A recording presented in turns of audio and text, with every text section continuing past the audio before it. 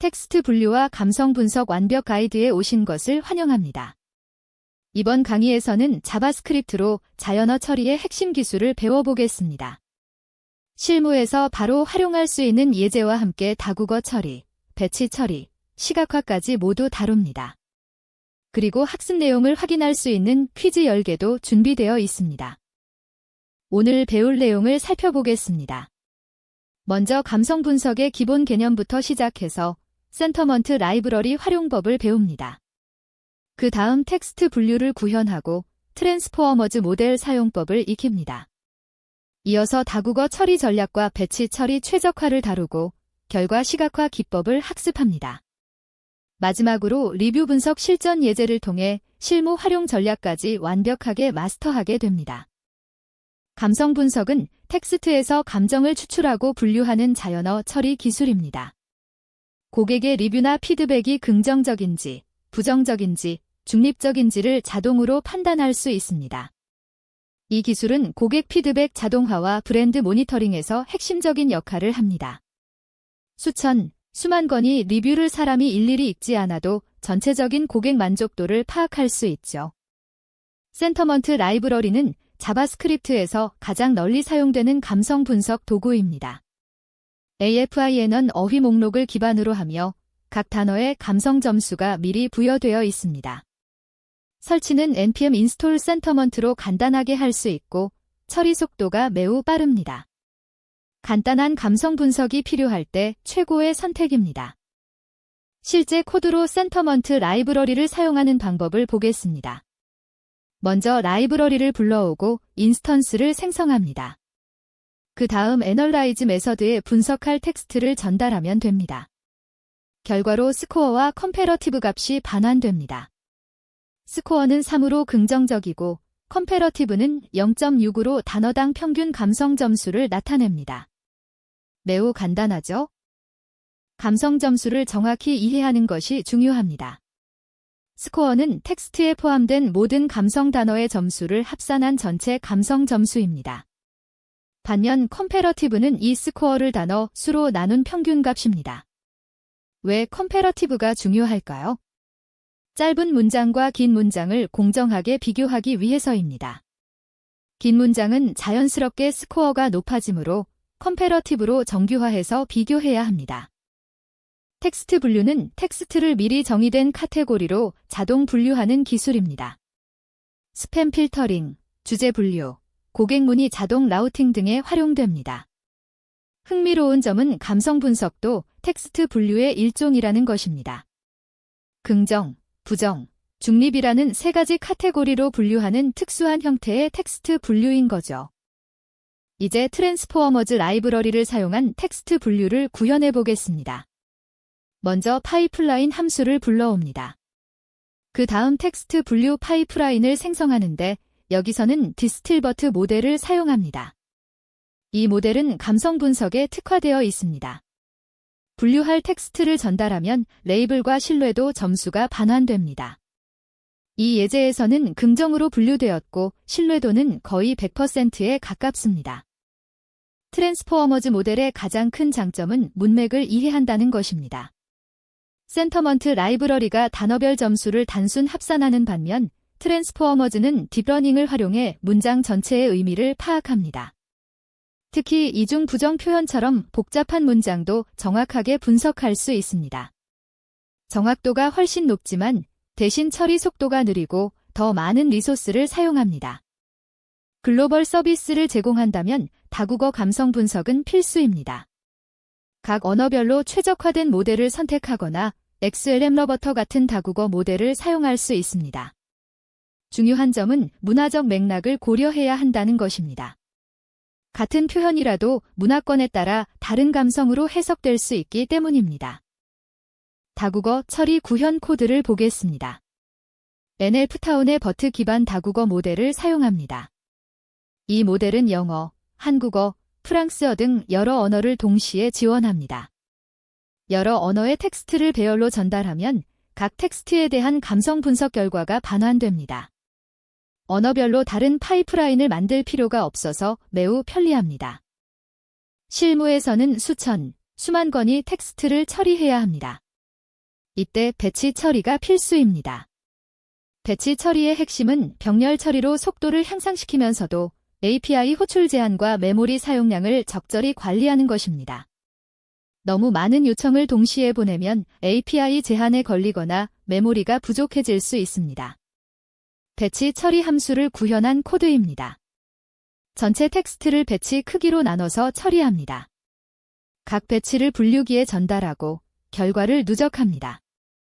중요한 부분은 배치 사이에 100m초 대기 시간을 두는 것입니다. 이렇게 하면 API 호출 제한을 피할 수 있습니다. 배치 크기는 상황에 맞게 조절할 수 있습니다.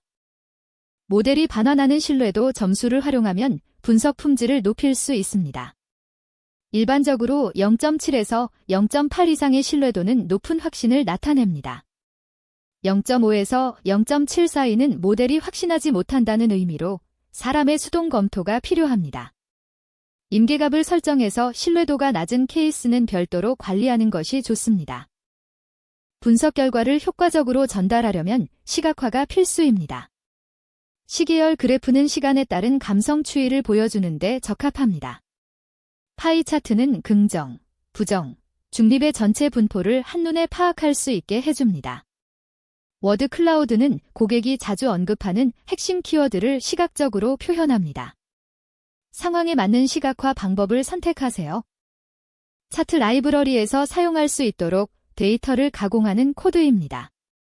감성 분석 결과를 긍정, 중립, 부정으로 분류합니다. 컴패러티브 값이 0.1보다 크면 긍정, 마이너스 0.1보다 작으면 부정, 그 사이는 중립으로 판단합니다.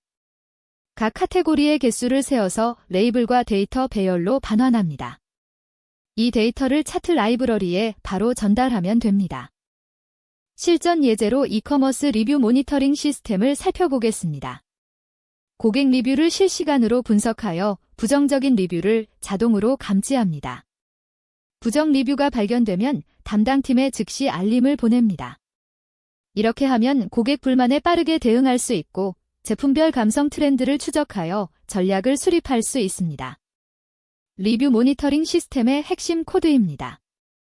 먼저 모든 리뷰를 분류기로 분석합니다. 그 다음 부정으로 분류되고 신뢰도가 0.8 이상인 리뷰만 필터링합니다. 이렇게 확실히 부정적인 리뷰만 선별합니다. 부정 리뷰가 있으면 노터파이 팀 함수로 담당 팀에 알림을 전송합니다.